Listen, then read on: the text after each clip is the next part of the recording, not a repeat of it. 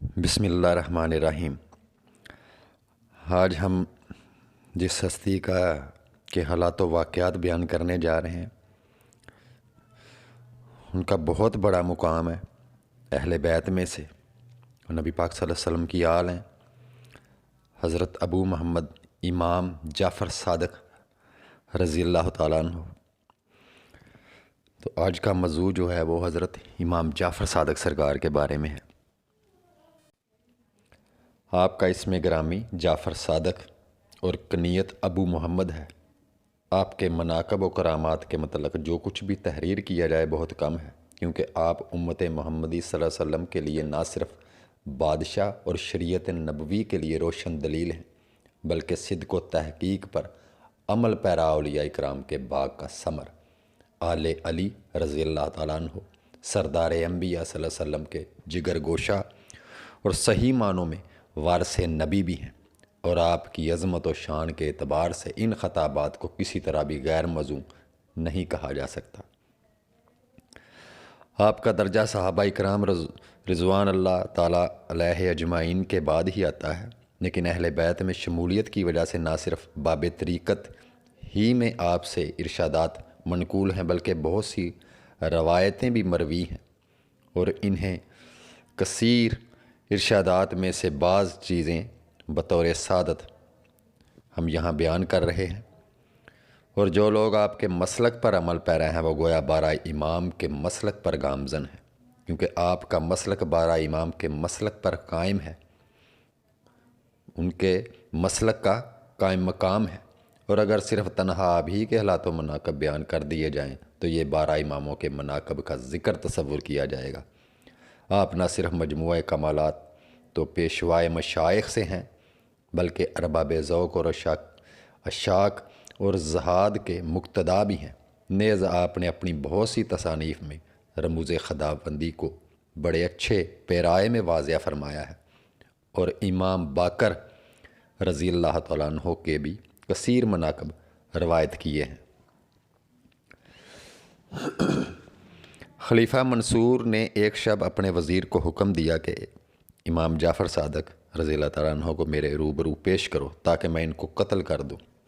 وزیر نے عرض کیا کہ دنیا کو خیر آباد کہہ کر جو شخص عزلت نشیں ہو گیا ہو اس کو قتل کرنا کری مسلط نہیں ہے، لیکن خلیفہ نے غضبناک ہو کر کہا میرے حکم کی تعمیل تم پر ضروری ہے۔ چنانچہ مجبوراً جب وزیر امام جعفر صادق رضی اللہ تعالیٰ عنہ کو لینے چلا گیا تو منصور نے غلاموں کو ہدایت کر دی کہ جس وقت میں اپنے سر سے تاج اتاروں تو تم فی الفور امام جعفر کو قتل کر دینا۔ لیکن جب وزیر کے ہمراہ آپ تشریف لائے تو آپ کی عظمت و جلال نے خلیفہ کو اس قدر متاثر کیا کہ وہ اضطراب اور بے قراری میں پڑھ کر آپ کے استقبال کے لیے کھڑا ہو گیا، اور نہ صرف آپ کو صدر مقام پر یعنی تخت پر اپنے تخت پر بٹھایا بلکہ خود بھی مؤدبانہ آپ کے سامنے بیٹھ کر آپ کی حاجات اور ضروریات کے متعلق دریافت کرنے لگا۔ آپ نے فرمایا کہ میری سب سے اہم حاجت و ضرورت یہ ہے کہ آئندہ پھر کبھی مجھے دربار میں طلب نہ کیا جائے تاکہ میری عبادت اور ریاضت میں خلل واقع نہ ہو۔ چنانچہ منصور نے وعدہ کر کے عزت و احترام کے ساتھ آپ کو رخصت کیا، لیکن آپ کے دبدبے کا اس پر ایسا اثر ہوا کہ لرزہ بدام ہو کر مکمل 3 شب و روز بے ہوش رہا۔ لیکن بعض روایات میں ہے کہ 3 نمازوں کے قضا ہونے کی حد تک غشی طاری رہی۔ بہرحال خلیفہ کی یہ حالت دیکھ کر وزیر و غلام حیرت زدہ رہ گئے، اور جب خلیفہ سے اس کا حال دریافت کیا تو اس نے بتایا کہ جس وقت امام جعفر صادق رضی اللہ تعالیٰ عنہ میرے پاس تشریف لائے تو ان کے ساتھ ایک اتنا بڑا اژدہا تھا جو اپنے جبڑوں کے درمیان پورے چبوترے کو گھیرے میں لے سکتا تھا، اور وہ اپنی زبان میں مجھ سے کہہ رہا تھا کہ اگر تم نے ذرا سی بھی گستاخی کی تو تجھ کو چبوترے سمیت نگل جاؤں گا۔ چنانچہ اس کی دہشت مجھ پر طاری ہو گئی اور میں نے آپ سے معافی طلب کر لی۔ ایک مرتبہ حضرت داؤد طائی رحمۃ اللہ علیہ نے حضرت کی خدمت میں حاضر ہو کر امام جعفر صادق رضی اللہ تعالیٰ عنہ سے عرض کیا کہ آپ چونکہ اہل بیت میں سے ہیں اس لیے مجھ کو کوئی نصیحت فرمائیں، لیکن آپ خاموش رہیں۔ اور پھر جب دوبارہ حضرت داؤد طائی رحمۃ اللہ علیہ نے کہا کہ اہل بیت ہونے کے اعتبار سے اللہ تعالیٰ نے آپ کو جو فضیلت بخشی ہے اس لحاظ سے نصیحت کرنا آپ پر فرض ہے، یہ سن کر آپ نے فرمایا کہ مجھے تو یہی خوف لگا ہوا ہے کہ روز محشر کہیں میرے جد اعلیٰ ہاتھ پکڑ کر یہ سوال نہ کر بیٹھے کہ تو نے خود میری اتباع کیوں نہیں کی، یعنی نبی پاک صلی اللہ علیہ وسلم، یہاں ان سے مراد ہے، اس لیے کہ نجات کا تعلق نسب سے نہیں بلکہ اعمال صالحہ پر موقوف ہے۔ یہ سن کر داؤد طائی رحمۃ اللہ علیہ کو بہت عبرت ہوئی اور اللہ تعالیٰ سے عرض کیا کہ جب اہل بیت پر خوف کے غلبہ کا یہ عالم ہے تو میں کس گنتی میں آتا ہوں اور کس چیز پر فخر کر سکتا ہوں۔ جب آپ تارک الدنیا ہو گئے تو حضرت سفیان ثوری رحمۃ اللہ علیہ نے حاضر خدمت ہو کر فرمایا کہ مخلوق کے ایک تارک الدنیا ہونے سے آپ کے فیوز عالیہ سے محروم ہو گئی ہے۔ آپ نے اس کے جواب میں مندرجہ ذیل 2 شعر پڑھے۔ کسی جانے والے انسان کی طرح وفا بھی چلی گئی اور لوگ اپنے خیالات میں غرق رہ گئے،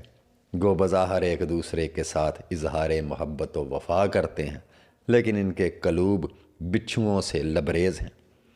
ایک دفعہ آپ کو بیش بہا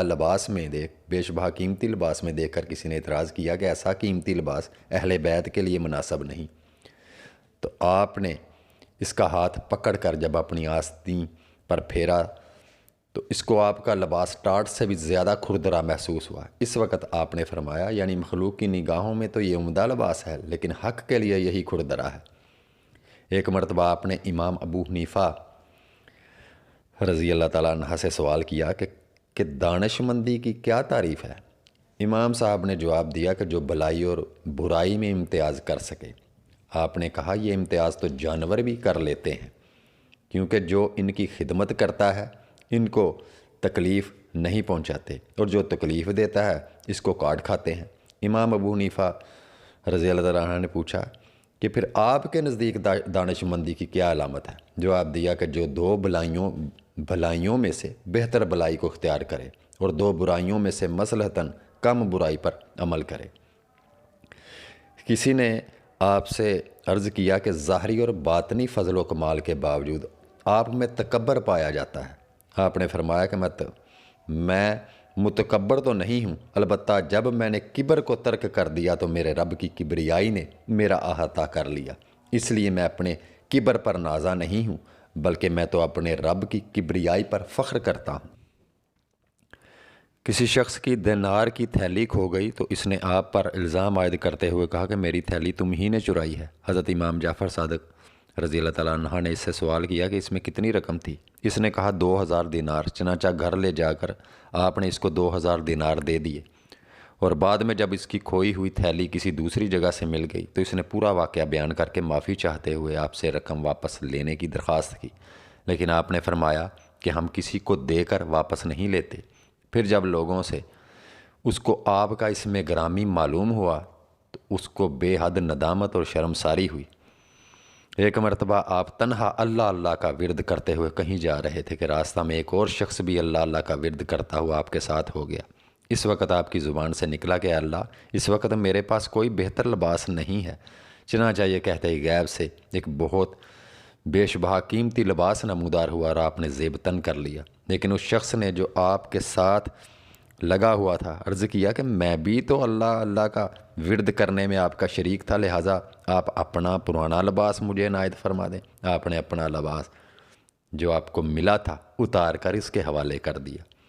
کسی نے آپ سے عرض کیا کہ مجھے اللہ تعالیٰ کا دیدار کروا دیجیے۔ آپ نے فرمایا کہ کیا تجھ کو معلوم نہیں کہ حضرت موسیٰ علیہ السلام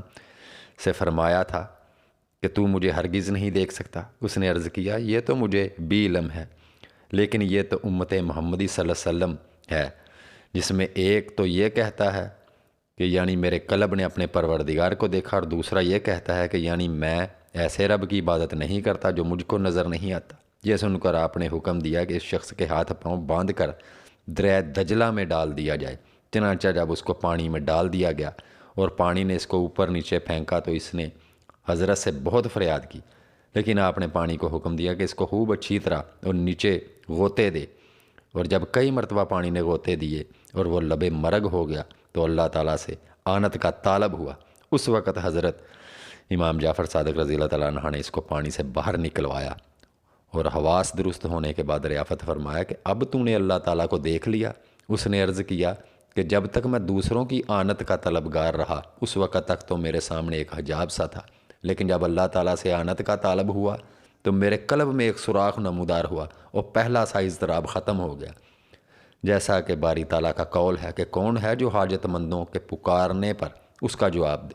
آپ نے فرمایا کہ جب تک تو نے صادق کو، اپنے آپ کو یعنی انہوں نے بولا، جب تک تو نے صادق کو آواز دی اس وقت تک تو کاذب تھا، اور اب قلبی سوراخ کی حفاظت کر تاکہ دوبارہ اس نور کو کھو نہ دے۔ فرمایا جو شخص یہ کہتا ہے کہ اللہ تعالیٰ کسی خاص شے پر موجود ہے یا کسی شے سے قائم ہے وہ کافر ہے۔ فرمایا کہ جس معصیت سے قبل انسان میں خوف پیدا ہو وہ اگر توبہ کرے تو اس کو اللہ تعالیٰ کا قرب حاصل ہوتا ہے، اور جس عبادت کی ابتدا مامون رہنا اور آخر میں خود بینی پیدا ہونا شروع ہو تو اس کا نتیجہ بعد الہی کی شکل میں نمودار ہوتا ہے، اور جو شخص عبادت پر فخر کرے وہ گناہ گار ہے، اور جو مصیبت پر اظہار ندامت کرے وہ فرما بردار ہے۔ کسی نے آپ سے سوال کیا کہ صبر کرنے والے درویش اور شکر کرنے والے مالدار میں آپ کے نزدیک کون افضل ہے؟ آپ نے فرمایا صبر کرنے والے درویش کو اس لیے فضیلت حاصل ہے کہ مالدار ہمہ اوقات اپنے مال کا تصور کرتا رہتا ہے اور درویش کو صرف اللہ تعالیٰ کا خیال رہتا ہے،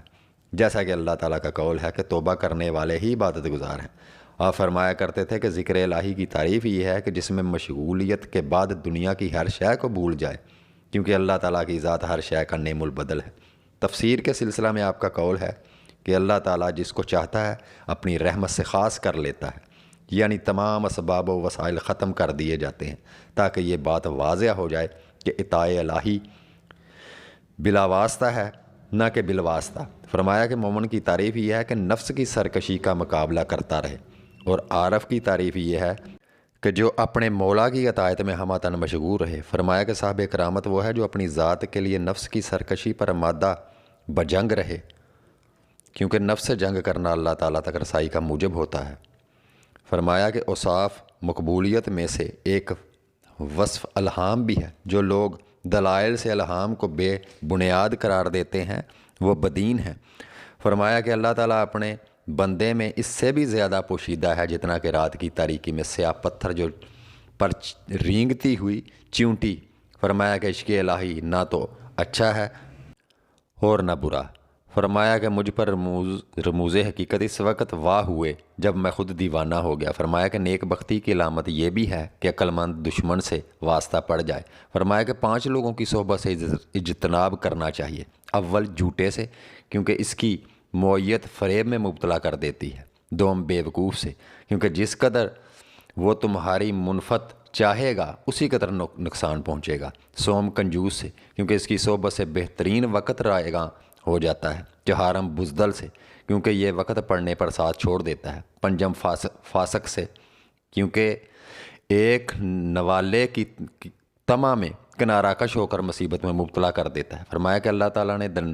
دنیا ہی میں فردوس و جہنم کا نمونہ پیش کر دیا ہے، کیونکہ آسائش جنت ہے اور تکلیف جہنم، اور جنت کا صرف وہی حقدار ہے جو اپنے تمام امور اللہ تعالیٰ کو سونپ دے، اور دوزخ اس کا مقدر ہے جو اپنے امور سرکش نفس کے حوالے کر دے۔ فرمایا کہ اگر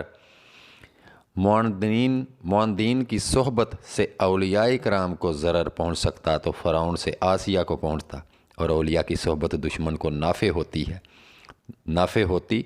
تو سب سے پہلے حضرت نوح اور حضرت لوط کی ازواج کو فائدہ پہنچتا، لیکن قبض اور بسط کے سوا اور کچھ بھی نہیں ہے۔ گو آپ کے فضائل اور ارشادات بہت زیادہ ہیں، لیکن طوالت کے خوف سے حصول سعادت کے پیش نظر بس اتنا ہی بیان کرتے ہیں۔ اللہ آپ سب کو جزائے خیر دے اور ہم ان پاک لوگوں کے راستے پر چلنے کی توفیق عطا فرمائے، آمین۔